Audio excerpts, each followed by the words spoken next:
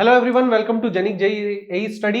मेरा नाम है अनूप तिवारी और आज सिविल हाइड्रोलिक्स के इस इंपॉर्टेंट सेशन में मैं आप लोगों को एक बहुत ही ज्यादा इंपॉर्टेंट टॉपिक पढ़ाने वाला हूं जो कि फ्लूइड काइनेमेटिक्स का one of the most important topic है और वो है the concept of continuity equation.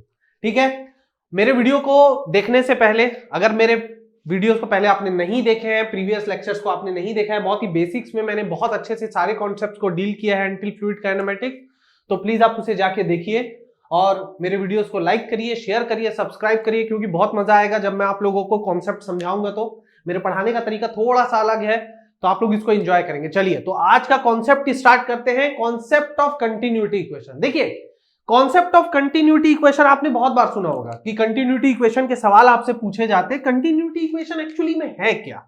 चलिए, अगर मैं यहां पे लिखता हूं कंटिन्यूटी इक्वेशन, ठीक है, इन फ्लूइड काइनेमेटिक्स, अगर मैं फ्लूइड काइनेमेटिक्स में कंटिन्यूटी इक्वेशन के बारे में बोल रहा हूं तो एक्चुअली में बेसिक्स है क्या कंटिन्यूटी इक्वेशन। आप लोग को जब पूछा जाता है कि कंटिन्यूटी इक्वेशन है क्या, आप लोग इक्वेशन लिख देते हैं।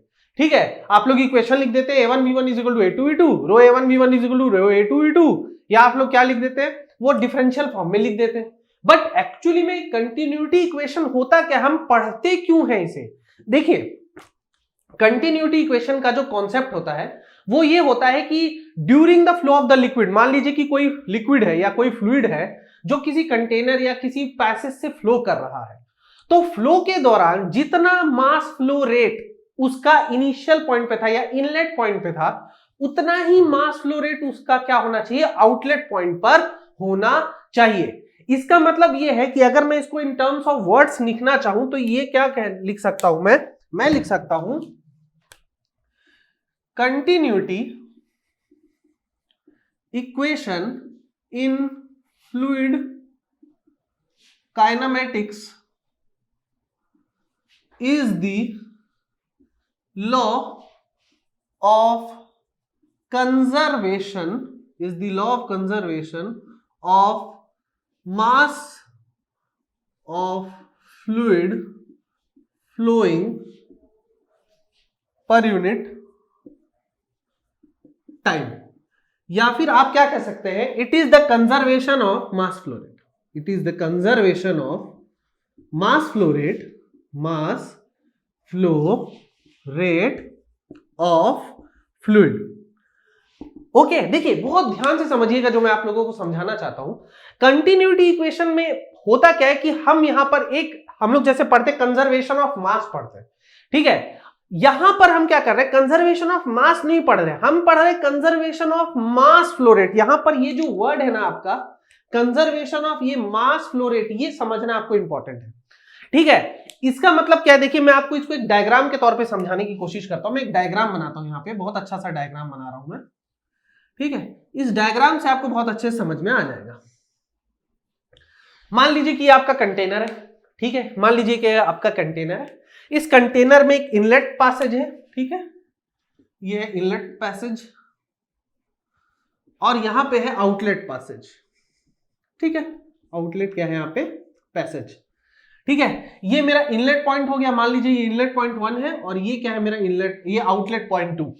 ठीक है, मेरा जो फ्लूइड है मेरा फ्लूइड यहां से फ्लो कर रहा है, कंटेनर में आ रहा है और यहां से क्या हो जा रहा है, आउटलेट हो जा रहा है मेरे फ्लूइड। ठीक है, अब यहां पर क्योंकि हम काइनेमेटिक्स के कॉन्सेप्ट को डील कर रहे हैं, तो काइनेमेटिक्स के कॉन्सेप्ट में क्या होगा, फ्लूइड मेरे फ्लोइंग कंडीशन में होगा। ठीक है, स्टैटिक कंडीशन में तो हम मानेंगे नहीं, स्टैटिक कंडीशन के तो सारे कॉन्सेप्ट हमने हाइड्रोस्टैटिक्स में पढ़ लिए हैं। तो अगर यहां पर फ्लूइड मोशन में है तो जितना मास फ्लो रेट यहां से एंटर कर रहा था, उतना ही मास फ्लो रेट क्या होना चाहिए, मेरे आउटलेट से भी पास होना चाहिए। यही मेरा क्या कहलाता है, continuity equation. So basically continuity equation is the law of conservation of mass flow rate in the fluid flow. ठीक है, नाउ यहां पर दूसरी चीज, अगर कंटिन्यूटी इक्वेशन, जो भी कंटिन्यूटी इक्वेशन हमें दी जाती है, ठीक है, कंटिन्यूटी इक्वेशन जो भी हमारे पास है, अगर मेरा कोई वेलोसिटी फील्ड, हमने प्रीवियस लेक्चर में क्या किया था, वेलोसिटी एंड एक्सेलरेशन एनालिसिस किया था। अगर मेरे पास एक वेलोसिटी फील्ड दे दी गई है, ठीक है, अगर वो कंटिन्यूटी इक्वेशन को सेटिस्फाई कर रहा है, ठीक है, तो हमेशा याद रखिएगा कि कंटिन्यूटी इक्वेशन को सेटिस्फाई करने का मतलब यहां पर यह होता है कि फ्लो पॉसिबल हो जाता है। ठीक है, बहुत ध्यान रखिएगा कि कोई भी पैरामीटर, कोई भी वेलोसिटी पैरामीटर जो फ्लूइड काइनेमेटिक्स में हम पढ़ते हैं, अगर वो मेरे कंटिन्यूटी इक्वेशन को सेटिस्फाई करता है तो वहां पर क्या होता है, flow is possible, flow possible हो जाता है। ठीक है, सो मैंने यहां पर क्या कहा, अब इसको हम लोग धीरे धीरे करके इसके न्यूमेरिकल, इसके हम लोग फॉर्मूले पार्ट में जाते हैं। देखिए कैसे जाऊंगा मैं, देखिए मैं क्या कर रहा हूं, जितना मास फ्लो रेट यहां पर होना चाहिए, मास फ्लो रेट इनलेट पे होना चाहिए, उतना ही मास फ्लो रेट क्या होना चाहिए, मास फ्लो रेट आउटलेट में होना चाहिए, मास फ्लो रेट एट आउटलेट होना चाहिए। ठीक है, मास फ्लो रेट होता क्या है, मास फ्लो रेट को अगर मैं फॉर्मूला के बेसिस पे लिखूं, ठीक है, तो mass of fluid flowing per second, यानी कि पर सेकंड कितना मास मेरा फ्लो कर रहा है, उसी को हम क्या कहेंगे, मास फ्लो रेट। मास को हम किससे डिनोट करते हैं, मास को हम डिनोट करते हैं m से, और इसको डिनोट करते हैं सेकंड से। तो मास फ्लो रेट को मैं क्या कर रहा हूं, यहां पे मैं डिनोट कर रहा हूं, इसका जो स्टैंडर्ड नोटेशन होता है वो होता है m डॉट। तो आप क्या करेंगे, फॉर्मूला ध्यान रखेंगे, यहां पर क्या हो रहा है, हमें मास फ्लो रेट को कंजर्व रखना है। ठीक है, कंटिन्यूटी इक्वेशन में एक्चुअली होता क्या है, मास फ्लो रेट को ही कंजर्व कर रहे हैं। अब यहां पर देखिए मैं इसका रिलेशन डिराइव करूंगा कि रिलेशन कैसे आता है। चलिए इसको मैं मिटा देता हूं।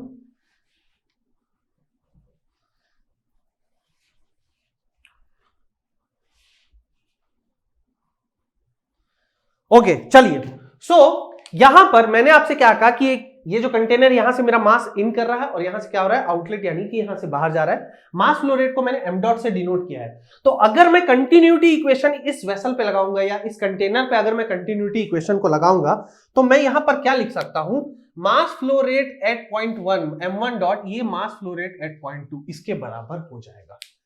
अगर ये इक्वेशन सेटिस्फाई होती है तो ही मैं कहूंगा कि ये कंटिन्यूटी इक्वेशन है।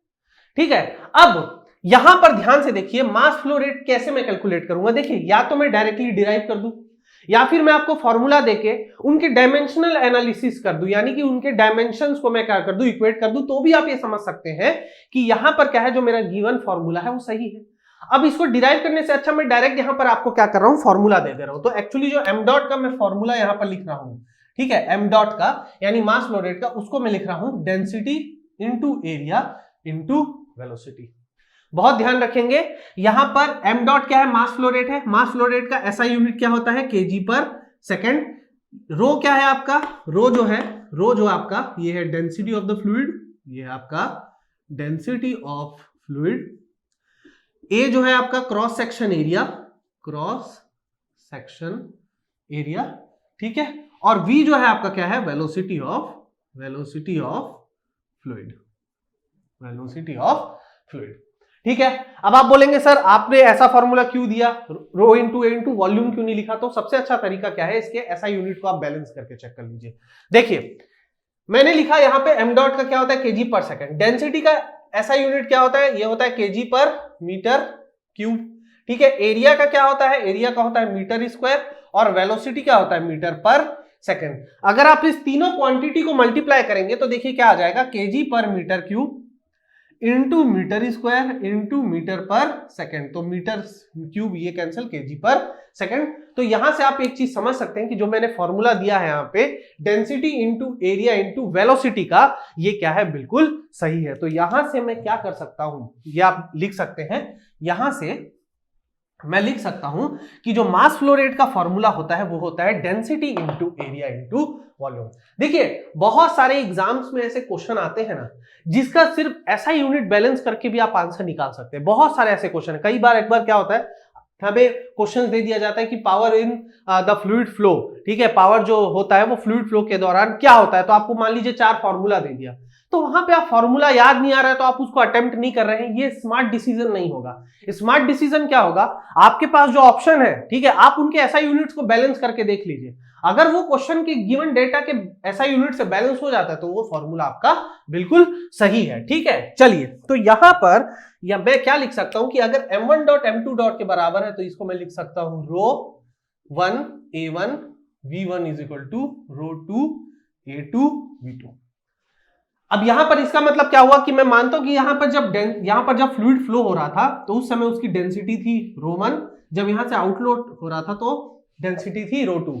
ठीक है, ये इक्वेशन में तब वैलिड मान के चलता हूं जब मेरा फ्लूइड जो होता है वो कंप्रेसिबल होता है।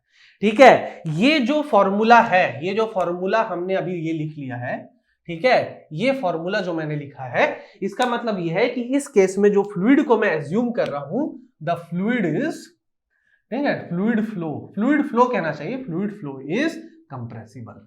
ठीक है, यहां पर क्या हो गया, कंप्रेसिबल फ्लूइड फ्लो हो रहा है। कंप्रेसिबल फ्लूइड फ्लो हो रहा है, इसका मतलब क्या होता है, देखिए अगर मैं कहता हूं कि मेरा कोई फ्लो कंप्रेसिबल फ्लो है तो वहां पर फ्लो के दौरान क्या होता है, डेंसिटी चेंज होती है। तो इस फॉर्मूला में भी आप देख सकते हैं कि इनलेट पे डेंसिटी ρ1 थी, फ्लूइड एक ही आपका, अलग अलग फ्लूइड नहीं है, और जो आउटलेट पे क्या है, ρ2। ठीक है, नाउ एरिया 1, यहां पर अगर मैं इसका क्रॉस सेक्शन एरिया को यहां पर मैं A1 मान सकता हूं, यहां पे इसके क्रॉस सेक्शन एरिया आप देख सकते हैं अलग है, इसको मैं A2 मान सकता हूं। और अगर क्रॉस सेक्शन एरिया अलग होगा तो कॉन्सेप्ट ऑफ डिस्चार्ज से मैं क्या लिख सकता हूं, कॉन्सेप्ट ऑफ डिस्चार्ज से मैं लिख सकता हूं यहां का वेलोसिटी V1 और यहां का वेलोसिटी V2। सो यहां पर अगर मैं लिख रहा हूं rho A1 V1 is equal to rho A2 V2, तो ये क्या है, फ्लूइड फ्लो। ठीक है, यहां पर मैं मान सकता हूं कि फ्लूइड फ्लो जो है मेरा कंप्रेसिबल है। अब मैं क्या कर रहा हूं, अगर if the flow is incompressible, अगर मेरा फ्लूइड फ्लो इनकंप्रेसिबल है तो उस केस में क्या होगा, उस केस में जो फ्लो के दौरान डेंसिटी है वो चेंज नहीं होगी। तो फ्लो के दौरान डेंसिटी चेंज नहीं होगी तो मैं क्या लिख सकता हूं, ρ1 is equal to ρ2 is equal to rho. ठीक है, कोई एक ही डेंसिटी होगी, सिंगल डेंसिटी ही होगी। ठीक है, सो यहां पर क्या हो सकता है, यहां पर मैं लिख दूंगा rho A1 V1 is equal to rho A2 V2। ये कौन से केस के लिए मैं कंसीडर कर रहा हूं, ये मैं इनकंप्रेसिबल फ्लो के लिए कंसीडर कर रहा हूं। तो यहां पर देखिए क्या हो जाएगा, A1 V1 is equal to A2 V2। ठीक है, तो ये जो मेरा फॉर्मूला आया है, ये जो मेरा फॉर्मूला डिराइव हुआ है यहाँ पे, ये फॉर्मूला मेरा क्या कहलाता है, ये फॉर्मूला मेरा कंटिन्यूटी इक्वेशन होता है। और ये किसके लिए होता है, इनकंप्रेसिबल फ्लो के लिए। नाउ ये जो एरिया इनटू वेलोसिटी का जो प्रोडक्ट होता है, ठीक है, चलिए इसको भी मैं आपको समझा देता हूं।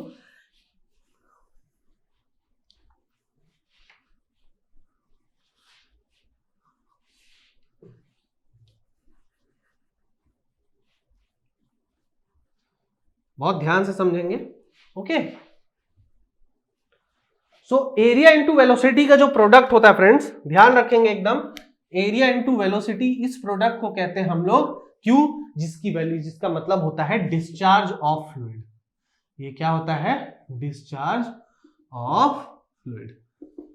ठीक है, अब यहां पे एक और चीज मैं आपको दिखाता हूं, यहां पे एक और चीज इंटरेस्टिंग मैं करता हूं। देखिए डिस्चार्ज का मैं क्या करता हूं, ऐसा यूनिट निकालने की कोशिश करता हूं। चलिए डिस्चार्ज क्यू को मैं क्या लिख सकता हूं, क्यू को मैं लिख सकता हूं, देखिए एरिया इंटू वेलोसिटी, एरिया का क्या है, ऐसा यूनिट होता है मीटर स्क्वायर, और वेलोसिटी का क्या होता है, मीटर पर सेकंड। तो डिस्चार्ज का ऐसा यूनिट क्या हो गया, मीटर क्यूब पर सेकंड। ठीक है, अब थोड़ा ध्यान से आप लोग समझिए कि यहां पर जो ये मीटर क्यूब मैंने लिखा है, ये मीटर क्यूब एक्चुअली में किसका ऐसा यूनिट होता है। अगर आप लोग ध्यान से सोचेंगे तो ये मीटर क्यूब जो है ये किसका ऐसा यूनिट होता है, ये वॉल्यूम का ऐसा यूनिट होता है कि नहीं होता है। और ये क्या होता है, सेकंड, यानी कि ये किसका होता है, ये टाइम का होता है। ठीक है, तो अगर मैं डिस्चार्ज को डिफाइन करना चाहूं, ठीक है, एरिया इनटू वेलोसिटी तो ये मेरा फॉर्मूला हो गया, लेकिन अगर मैं डिस्चार्ज को डिफाइन करना चाहूं तो डिफाइन में इसको कैसे कर सकता हूं, मैं डिस्चार्ज को डिफाइन करता हूं, discharge is the volume flow rate of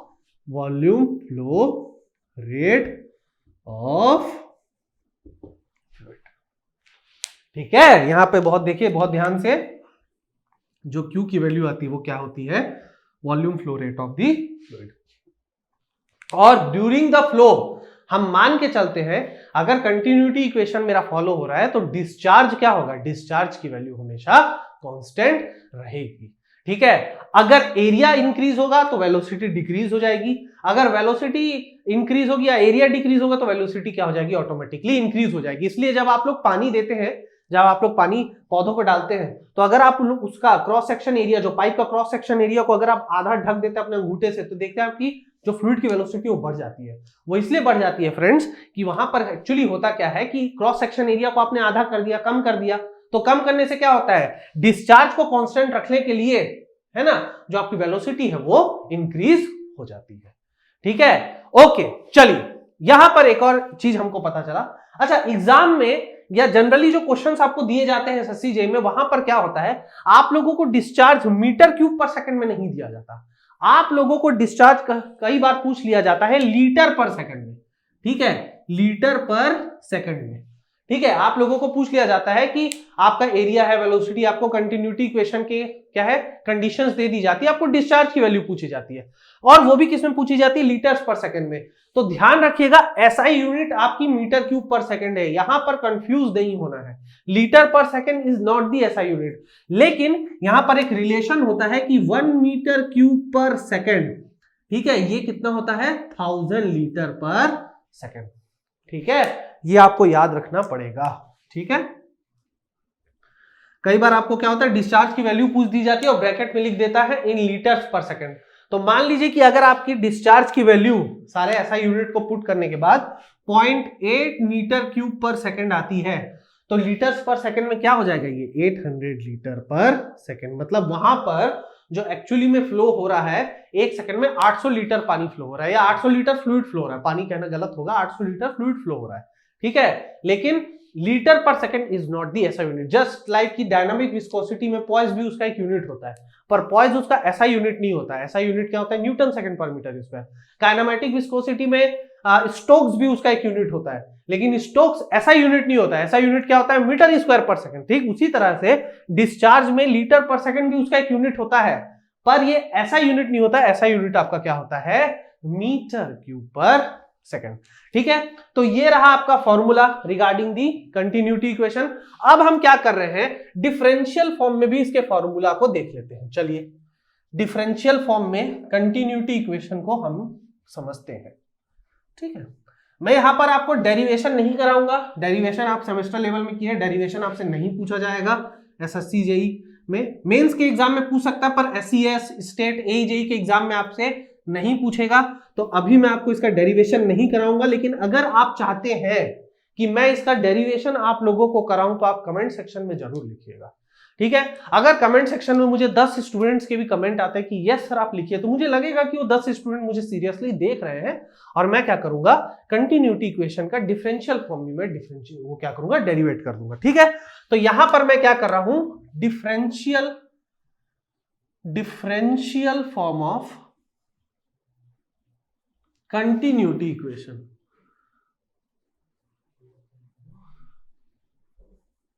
differential form of continuity equation. अब यहां पर ध्यान दीजिए, डिफरेंशियल फॉर्म क्या होता है। देखिए, अगर मैं डिफरेंशियल फॉर्म लिखना चाहूं कंटिन्यूटी इक्वेशन का, तो वो कैसा होता है, del rho u by del x plus del rho v by del y plus del rho डब्ल्यू by del z plus del rho by del t is equal to 0। ये इक्वेशन को आपको क्या करना है, याद रखना है। ठीक है, ये इक्वेशन डायरेक्टली पूछा जा चुका है एग्जाम में कि इनमें से कौन सा, 4 आपको डिफरेंशियल इक्वेशन दे दिए जाते हैं, और पूछ लिया जाता है कि इनमें से कौन सा कंटिन्यूटी इक्वेशन का डिफरेंशियल फॉर्म है। ठीक है, तो this is the differential form of the continuity equation, जहां पर जो रो है आपका, जहां पर जो आपका रो है वो क्या है, डेंसिटी है। ठीक है, पार्शियल डिफरेंशिएशन हो रहा है, यहाँ पे डेल पैरामीटर यूज हो रहा है। ठीक है, और यहां पर जो यू वी डब्ल्यू है वो वेलोसिटी कंपोनेंट है in the direction of x axis, y axis and z axis. ठीक है, नाउ यहां पर एक और चीज आपको ध्यान देना है कि ये जो इक्वेशन है, this is the basic equation, this is the most important, ये बेसिक इक्वेशन है। ठीक है, और दूसरा क्या होता है कि स्पेशल केस होता है, दूसरा क्या होता है, स्पेशल केस होता है, और वो बोलने के लिए स्पेशल होता है, उसमें सिर्फ हम ये एज्यूम करके चलते हैं कि डेंसिटी क्या है, कांस्टेंट है। देखिए यहां पर अगर मैं डेंसिटी के पैरामीटर को कंसीडर कर रहा हूं, इसका मतलब this equation is for compressible flow. ये किसके लिए हो गया, ये कंप्रेसिबल फ्लो के लिए हो गया, कंप्रेसिबल फ्लो के लिए। लेकिन अगर मेरा फ्लो इनकंप्रेसिबल है, ठीक है, अगर मेरा फ्लो इनकंप्रेसिबल है, जिसे हम क्या कहते हैं, जिसे हम स्पेशल केस भी कहते हैं, तो वहां पर क्या हो जाता है, रो की वैल्यू, ठीक है, ये डेल रो की वैल्यू क्या हो जाएगी, डेल रो की वैल्यू 0 हो जाएगी। तो वहां पर जो मेरा इक्वेशन हो जाता है वो क्या हो जाता है, उसको मैं लिख देता हूं continuity equation, del u by del x plus del v by del y plus del w by del z is equal to 0। ठीक है, तो यहां पर मैं आप लोगों को एक चीज के लिए वार्न कर दे रहा हूं, जब आप लोगों से कंटिन्यूटी इक्वेशन पूछी जाती है तो कंटिन्यूटी के इक्वेशन को आप लोग क्या लिख देते हैं, इसे लिख देते हैं। ये गलत जवाब हो जाएगा। ये स्पेशल केस है जब मैं फ्लूइड फ्लो को इनकंप्रेसिबल मान के चल रहा हूं, मतलब यहां पर जो डेंसिटी है वो क्या है, कांस्टेंट है थ्रू आउट द फ्लो। तो अगर डेंसिटी आपकी कांस्टेंट है थ्रू आउट द फ्लो, तब ये क्या होगा, इक्वेशन कंटिन्यूटी इक्वेशन जो डिफरेंशियल फॉर्म है ये वैलिड होगा। एक्चुअली में ये डिफरेंशियल इक्वेशन नहीं है कंटिन्यूटी इक्वेशन के लिए, this is the main equation. ठीक है, इसलिए ये बताना मेरे लिए आपको बहुत ज्यादा जरूरी था। ठीक है, बहुत सारी बुक्स में डायरेक्टली ये लिख देते हैं, बहुत सारे टीचर्स बोल देते हैं कि this is the differential equation of continuity, differential form of continuity equation. This is not the correct answer, ये स्पेशल केस है। This is also the correct answer but the main equation is this one. ठीक है, सो I hope आप लोगों को ये lecture बहुत अच्छे से समझ में आया होगा। इसके अलावा एक और चीज मैं आप लोगों को बता देता हूं कि प्रीवियस लेक्चर में मैंने आप लोगों को rotational component of the fluid के बारे में बताया था। क्या बताया था मैंने, rotational component of the fluid. तो यहां पर मैं आप लोगों को क्या कर रहा हूं, एक टर्म पढ़ा रहा हूं जिसको कहते हैं वोर्टिसिटी। ठीक है, वोर्टिसिटी जो होता है, वोर्टिसिटी को हम किससे डिफाइन करते हैं, जीटा से डिफाइन करते हैं। ठीक है, वोर्टिसिटी को जीटा से डिफाइन करते हैं और जीटा की जो वैल्यू होती है वो होती है 2 into rotational component of the fluid. इसको भी आप ध्यान रखेंगे, मैंने प्रीवियस लेक्चर में कहा था कि मैं आप लोगों को वोर्टिसिटी के बारे में भी बताऊंगा। ठीक है, और एक होता है आपका, इसके अलावा जो होता है, एक होता है आपका सर्कुलेशन। ठीक है, तो उसको भी आप लोग ध्यान रखेंगे। एक और टर्म होता है आपका सर्कुलेशन। ठीक है, तो सर्कुलेशन को हम लोग कैसे डिनोट करते हैं, देखिए उसका जो साइन है, सर्कुलेशन को आप ऐसे डिनोट करते हैं। ठीक है, ये साइक्लिक इंटीग्रल ये होता है वेक्टर v ds। ठीक है, इसको हम या तो ऐसे डिनोट करते हैं, लेकिन फ्लूइड डायनेमिक्स में या फ्लूइड काइनेमेटिक्स में हम क्या होता है, सर्कुलेशन की जो वैल्यू होती है उसकी वैल्यू होती है वोर्टिसिटी इनटू एरिया। तो ये दोनों इक्वेशन को आप ध्यान रखेंगे। अब ये दोनों इक्वेशन मैं आप लोगों को क्यों बता रहा हूं, क्योंकि ये इक्वेशन डायरेक्टली एग्जाम में पूछी जाती है, डायरेक्टली, इससे रिलेटेड न्यूमेरिकल्स नहीं पूछे जाते। न्यूमेरिकल्स आपके acceleration and velocity component, velocity analysis पर पूछे जाते हैं। बट ये जो दो रिलेशन मैंने आपको बताई है, ठीक है, ये दो रिलेशन के बेसिस पे क्या होता है आपको डायरेक्ट फॉर्मूला पूछ लिया जाता है। तो ये फॉर्मूला आप ध्यान रखेंगे, concept of vorticity and concept of circulation. तो अगर मेरा फ्लूइड लेक्चर को खत्म करने से पहले आप लोग कमेंट सेक्शन में मुझे लिखेंगे कि अगर मेरा फ्लूइड इररोटेशनल है, ठीक है, अगर मेरा फ्लूइड फ्लो इररोटेशनल है तो वोर्टिसिटी की वैल्यू कितनी होगी। 2 मिनट के लिए वीडियो पॉज करिए, जवाब लिखिए कि अगर मेरा फ्लो इररोटेशनल है तो वोर्टिसिटी की वैल्यू क्या होगी। तो बहुत इजी जवाब है इसका, for irrotational flow the velocity of vorticity is 0। क्यों, क्योंकि जो रोटेशनल कंपोनेंट है उसकी वैल्यू क्या हो जाती है, 0 हो जाती है। ठीक है, ओके, सो आई होप आपको आज का लेक्चर बहुत अच्छा लगा होगा, बहुत मजेदार लगा होगा, बहुत कुछ सीखने को मिला होगा। नेक्स्ट लेक्चर में भी मैं आप लोगों को stream function and velocity potential function के बारे में पढ़ाऊंगा और उसके बाद हमारा फ्लूइड काइनेमेटिक्स का जो कॉन्सेप्ट है वो पूरी तरह से क्लियर हो जाएगा और सिलेबस भी फ्लूइड काइनेमेटिक्स का खत्म हो जाएगा और उसके बाद हम क्या करेंगे, फ्लूइड डायनामिक्स को चालू करेंगे। तो कल के लेक्चर में मैं आप लोगों को जो नेक्स्ट लेक्चर है, कल का लेक्चर आई डोंट नो, कल का हो गया, शाम का लेक्चर हो गया, सुबह का लेक्चर होगा, बट नेक्स्ट लेक्चर में हम stream function and velocity potential function को पढ़ेंगे। ठीक है, उनके फॉर्मूला को डील करेंगे, समझेंगे कि उन दोनों के बीच में क्या रिलेशन होता है। ओके, ठीक है, तो अगर आप लोगों को मेरा वीडियो अच्छा लगा तो प्लीज इसे लाइक करो, शेयर करो, सब्सक्राइब करो अपने दोस्तों के साथ, सिविल मैकेनिकल स्टूडेंट्स, और इसको सीखिए, अपना ख्याल रखिए। Thank you so much.